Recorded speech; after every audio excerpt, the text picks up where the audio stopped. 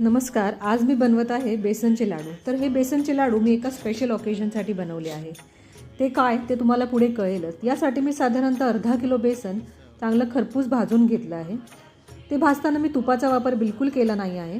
तसंच 1 कप रवा, बारीक रवा मी तुपात भाजून घेतला आहे.